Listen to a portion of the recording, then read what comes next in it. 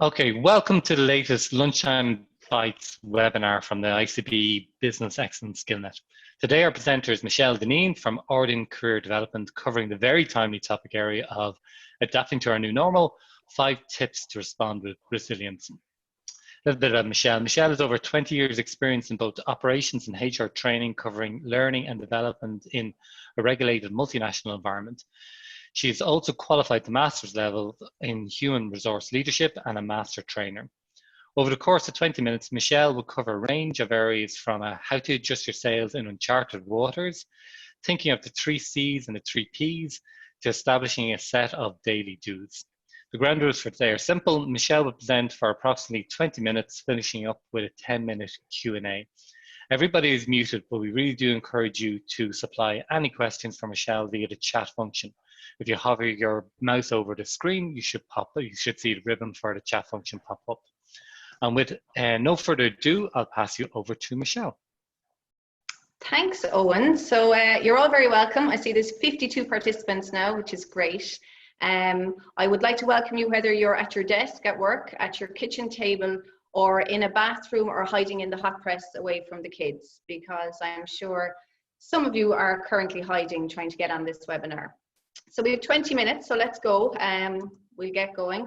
My first disclaimer of the day is that I do not have a magic wand. So unfortunately, I can't make what's happening right now go away. I can't cure anybody. I can't make you better, if you like, make things better. But what I can do over the course of 20 minutes is offer some fairly practical tips and tricks around how you're thinking, how you're responding to what's going on right now, and how you can maybe control and change some of that going forward. So there is no doubt that this is a very overwhelming and uncertain time for all of us, and you may feel like the rug has been completely pulled from under you, which is perfectly normal, natural reaction in a crisis. You know, there's nothing normal about what's happening right now, and I suppose we can't help but concentrate on what's happening right now in today's webinar, although the tips and tricks that I give you will help you for other areas in your life as well. When you're talking about resilience, people often say, you know what, you should try and go back and look at something that has happened before, that you were resilient in that situation. How did you cope then? But the problem here is that many of us are feeling feelings and experiencing things that we've never ever felt before. So there's nothing to compare it to. So that's difficult. When you have nothing to compare it to, we're kind of digging into the well of what? Emptiness at the moment. So I'm going to try and help you with that. So if you think about it in very simple terms, resilience is a superpower, you know, our ability to adapt and bounce back when things don't go as planned. Now, we're not expecting anybody to bounce away after 20 minutes today. But we're going to look at what makes resilience happen for us. What do we dig into? And they are our thoughts, our attitudes, our actions, and our skills. And the good news is that resilience is actually something that you can learn, okay? So you may right this minute not be feeling very resilient. You may feel completely overwhelmed, uncertain about the future, but hopefully we'll help you with some of those tips that you can use around your thoughts and your attitudes, your behavior, with a view to raising up that resilience skill that you have. Okay, so we'll go through the tips, helping us make sense, persevere, and move on in the current climate that we find ourselves in. And I'd like to take you back to March 6th, okay, 18 days ago, very personal example from me. If you had have asked me on March 6th, Michelle, are you a resilient person? I would have went, oh yeah. Jesus, I'm resilient, you know, just get on with things, you know, I've overcome adversities in my life. But you know what? Had I really? When I look at it now in comparison, I was like, God, they were only small things. Also on March 6th, if Grania in ICBE had have said to me, Michelle, will you run a webinar for us on resilience? I would have said 2 things. Number 1, no, Grania, I can't because I don't have any availability in March, April, or May. And number 2, you know what, it's not my thing. I prefer the face-to-face training. I don't want to be online talking to anybody. Then let's move on to March 11th. When Grania asked me, would I run a webinar? And I went, oh yeah, I've loads of time. When do you want to do it? And she said, let's do it on March 24th. And here we are. And I suppose that's me being resilient in that this is my first ever webinar.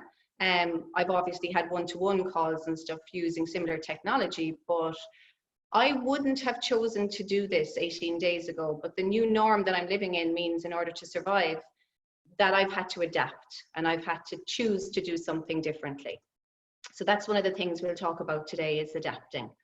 And number one on the list is our mindset. So when you think about our attitude to things, we're going to talk about a growth mindset. So what's your mindset when you're approaching the challenges that are happening in your life? In order to be resilient, we need to tap into that growth mindset, which is what you see there. So you see your failures as an opportunity to grow. Challenges help you to grow and develop. You're not limited in what you can do. And we really have to dig deep now, because we have to try new things, new ways of working. Things are acceptable now in the working world that weren't acceptable a few weeks ago. If my 11-year-old, if the bribe of the €5 didn't work, and she ran into this room right now and said, "Hi everybody," which could happen, I don't think anybody would be really put out by it, because that's the world we're living in. If it happened 3 weeks ago, you'd probably say, "Oh, how unprofessional. That's an awful thing to happen." If anyone runs in and shouts in the background with you, that's okay. You know, this is where we're living. We have to start looking at this from a growth mindset. We have to try new things. We have to believe that we can do new things and believe that we can grow. The fixed mindset, if you are sitting there right now saying, "Oh, for God's sake, none of this is going to work. This mightn't be for me at all. God, you know, blah, blah." That's a mindset. If you're frustrated, if you're feeling like giving up, that might be a fixed mindset. If you take feedback as criticism, if you only stick to what you know, that's the dangerous bit. Because if you only stick to what you know right now, you may find yourself in difficult territory, because we're really navigating very different waters at the moment. So a growth mindset will help you to persevere, keep going, learning, adapting to challenges and changing. A fixed mindset will actually hold you back, especially in this current climate that we find ourselves in. And today, you really need a growth mindset in order to get something out of this. So you've got to believe that you can change, that you can face this challenge and you can develop. Other words that you might see to describe resilience, I'm sure if you were in a room with me now, I would ask you for the words. Here's some of them. So I'll let you read them yourselves. And when we get to the end, the one that we're most interested in today is this one, optimism. Because optimism actually resides in a growth mindset. So realistic optimism, we're not pretending that what's happening is not happening, but what we're saying is, from an optimistic perspective, you know, we'll get through this. This too shall pass. We'll get over it, you know. We believe that we can face up to this challenge. So that's realistic optimism. And if we look at a quote from Dr. Martin Seligman, so he's a very famous psychologist in the whole world of resilience, optimism, and behavior. He says that life inflicts the same setbacks and tragedies on the optimist as the pessimist, but the optimist weathers them better. So if you have an optimistic outlook, a growth mindset, then you're going to weather the storm a bit better through this. And could I ask you just to reflect for a minute and think, are you the type of person who is glass half full or glass half empty? I can hear the clocks ticking in your head. Right. The thing to remember is that no matter what your outlook is, the glass is refillable. So take the tips and see if you can just top up that little glass of optimism a little bit more after today. Okay. Dangerously, pessimism and negativity, they're both contagious. So try and be that shining light for people around. If people are talking and they're very pessimistic about what's happening, don't be afraid to say, you know, we'll get through this. You know, there's light at the end of the tunnel. Think of the positives. Try and keep a positive outlook so that you're not passing on pessimism and negativity to other people around the place. If you do find yourself in a pessimistic space, maybe try and connect once a day with somebody in your life who's quite optimistic so that they can help you along. So in my case, I would say the most optimistic person I know is my dad. So I'm lucky to still have him. I give him a call and he's quite optimistic, so much so that his most recent goal in life is to plan a very big party with lots of Jameson when this is all over. So that's how he's looking at the world. My mum, on the other hand, wouldn't be quite so optimistic about what's happening. So we'll balance that out, the optimism and the pessimism there. So number 2, and this is a graphic that I love, we're talking about adjusting our sails right now, okay? So we've got to adjust to a very different world, a very new norm. And the trick is to kind of bend without breaking. So the tree that does not break, you know, the wind that bends the tree, you know, it bends it, it doesn't break it. So we might be shaped slightly different after this. Our worlds will have changed. It's important though we stay rooted. So what we want to do is be agile, but without breaking. So we need to stretch the comfort zone, but not to the point where we can't stretch anymore and it's going to do us more harm than good. So do a little bit at a time to start digging into your resilience. And I'm going to ask you to try something, and I've stolen this from a lady in the States called Courtney Clark. I hope she won't mind, and I very much doubt if she's tuned in today. So what I'd like you to do is to think a bit differently about stuff, okay? So it's really dangerous. The same old thinking all the time gets the same results. The most dangerous words that we could say to ourselves right now is, I've always done it this way. Because always doing it this way is not going to work anymore. You know, I didn't want to be on a webinar today. I wanted to be in my workshop in the company in Cork that I was supposed to be in, delivering it. But guess what? That's not going to work at the moment. And if I want to keep on working, I need to choose to do something differently, and I need to think differently. So I'm going to ask you to do something. I won't be able to see you, so maybe you can let Owen know in the chat box whether you've done what we've asked you to do in a moment. I want you all now to touch something. Okay, so I've given you a few seconds to do that. And now I'd like you to touch something else. And now I'm going to ask you, how many of you actually used your hand to touch something?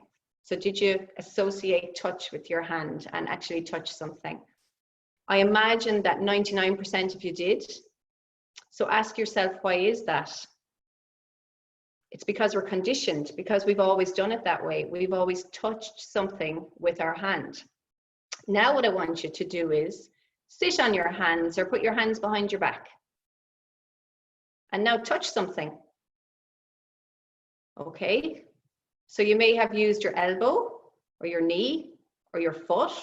Maybe you've put your head on the chair beside you or something, but you can do it. You can touch something with something other than your hand.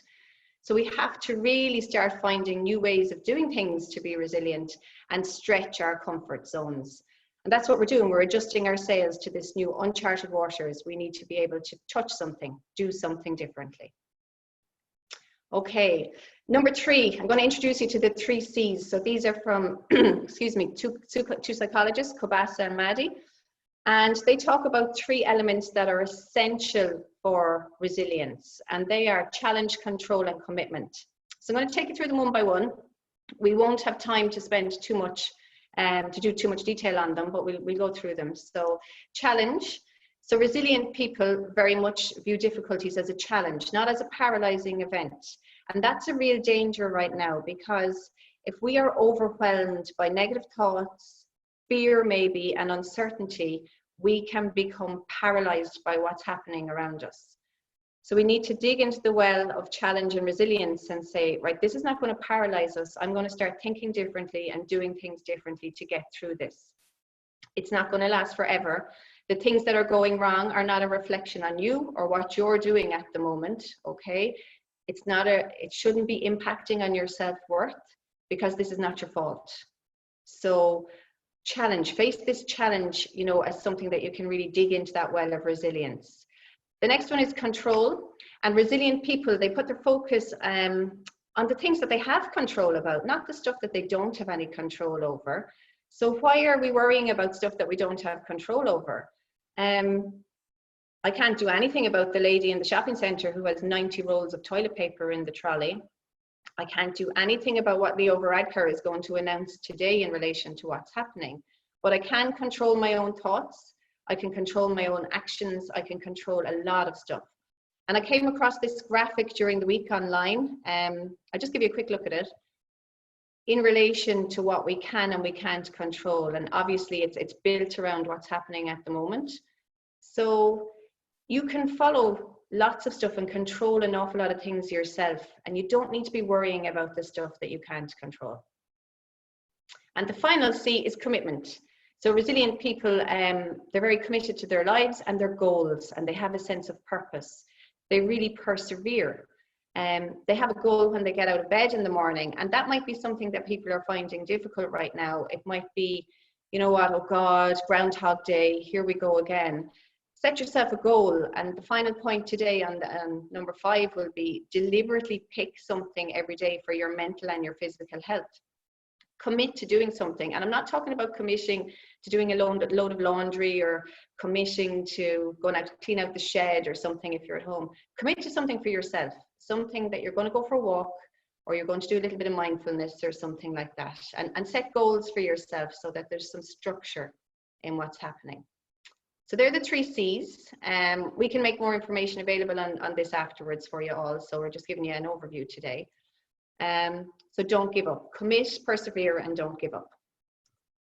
Now back to Martin Seligman, the great psychologist who had the quote about optimism, and he looks at 3 P's when we look at resilience, and it's really how you talk to yourself when you are experiencing difficult situations in your life.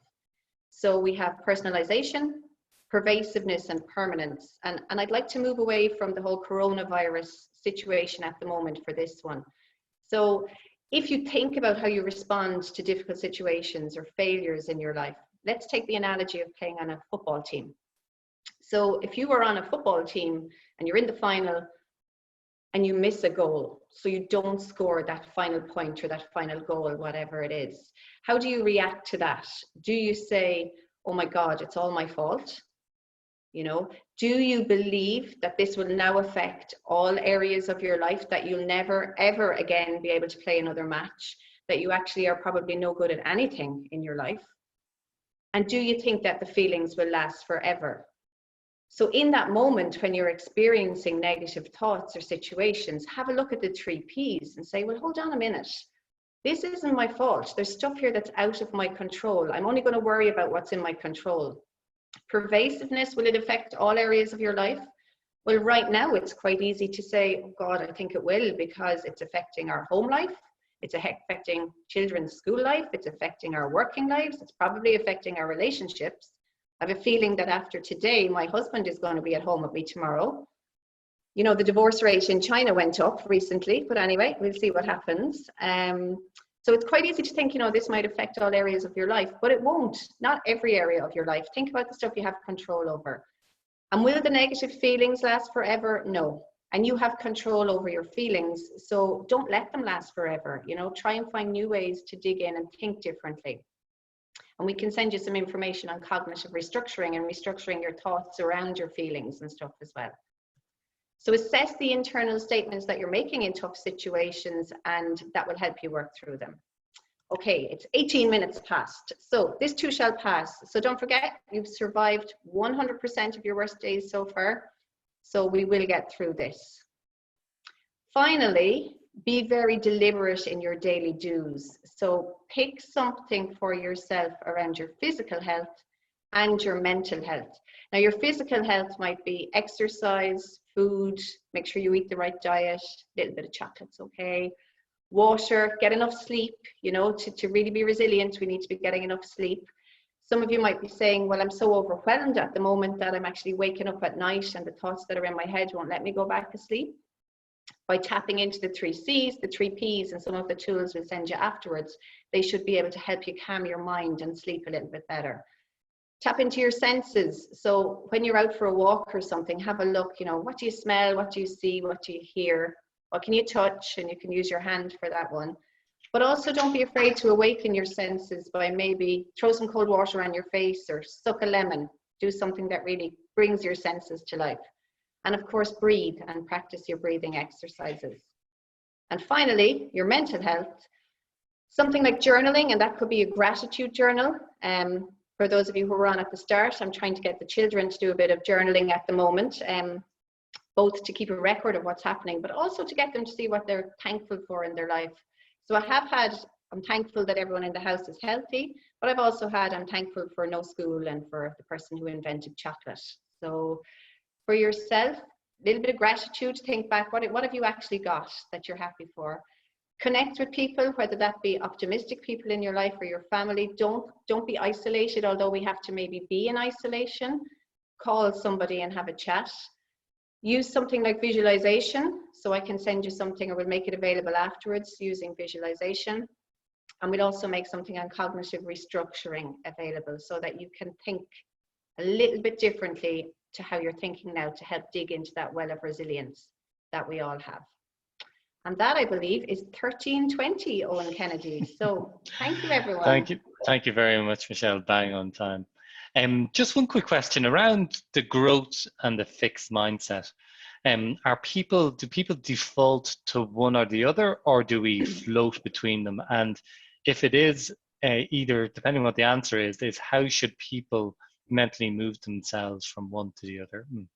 Okay, so it's a good question, and it's difficult in that if you have a fixed mindset, you will find it really, really difficult to even want to adapt to a growth mindset or to adopt that type of mindset, because your fixed mindset is telling you that you don't believe that you can do anything differently, that you're stuck. So the only way to do it is really force yourself and have a little bit of a fight and say, right, I'm going to make myself do something differently. And the research would indicate that when you try doing something differently and you actually see the benefits of it, you slowly but surely can begin to adopt a growth mindset. People who are more pessimistic find it more difficult to adopt a growth mindset, but it's really self-belief, trying it out and fighting with yourself. There has to be a bit of an internal dispute around, I can do this, I can try something differently. And it's probably really stretching people out of their comfort zone, you know, that not something they'd naturally do, but they have to try it to be able to move over. Great. Can I just ask a question around, there's one question around whether, is this something that somebody needs to do by themselves? Like, can you achieve all these changes by yourself, or do you need somebody to help you with being accountable for them, or to help structure them, or to make sure that you don't slip back into old habits? Well, I think the only person who can do them is yourself. And that's it, really. You know, you have to make a plan for yourself, do it yourself. But there's no harm in saying to somebody at home or, you know, a friend, look, I'm really trying to do this. You know, share your plan with them, and then get them to ask you, maybe buddy up and say every second day when you're on a call. So if I come on a call with you, Owen, and I'd say, God, I had a really terrible day and whatever, but I had told you that I'm going to try and look at what's in control in my life, that you would say back to me, well, Michelle, are you thinking and worrying about things now that are in or out of your control? You know, but you'd need to buddy up with someone and share your plan so they could help you. Brilliant. One question around any advice on managing / influencing a team of mixed perceptions. So I presume a team of people who have very different mixed perceptions of life, world, optimistic, pessimistic. Unfortunately, we don't have one view of everything. We have a mix of people in their groups. Yeah, what I have heard working for people in the past, and I don't have a team of people reporting into me, so I can't give you personal experience, but what I've heard from people in the past is sharing snippets of what has worked for them, so that, or giving them examples of how it has worked for other people, so that you kind of nearly drip feed the ideas to people to get them to think differently, because you can't walk into a place and say suddenly, I want my whole team now to have a growth mindset today, you know, but you can definitely share some of the pros and cons of a growth and a fixed mindset. And there's actually a book that we can share afterwards, Carol Dweck's book on growth mindset, which does go into that a little bit more. So there might be some more answers in there for people. Great. One final one. If there was one thing that you suggested that people do today following this call, what would it be, of all the things that, all those wonderful suggestions? Okay, good one. Considering where everybody is, I suppose. Yeah, I would say write down a list of every single thing that's making you anxious, overwhelmed, or worried at the moment. And then draw 2 circles for yourself and put them into your in control, out of control, and focus on the stuff that you can control. And even if there are things then that you might say, oh God, I'm in control of this, you're in control of your thoughts. So then pick your deliberate action every day to say, okay, I'm going to catch myself when I go into that negative space. And I'm going to say, right, you're now thinking about stuff that you're not in control over. So I can control these thoughts and I can think differently. But make a list of everything and look at what you are in control, out of control over. Okay, thank you very much, Michelle, for those insights. Okay, if there's Thank you. no further questions, I don't want to stand between you and lunch any further. Today was just a very brief glimpse into resilience, but if you'd like to organise a follow-on customized and in-depth session, virtual session with Michelle, please contact Grania at the ICBE. Details are on the screen. The video and the slides from today will be up on the ICBE website later on. And finally, many thanks to everyone who attended today, and thank you very much, Michelle, for those words of wisdom. Thanks very much, everyone. Everyone stay safe. Thank you very much. Okay, bye. Bye.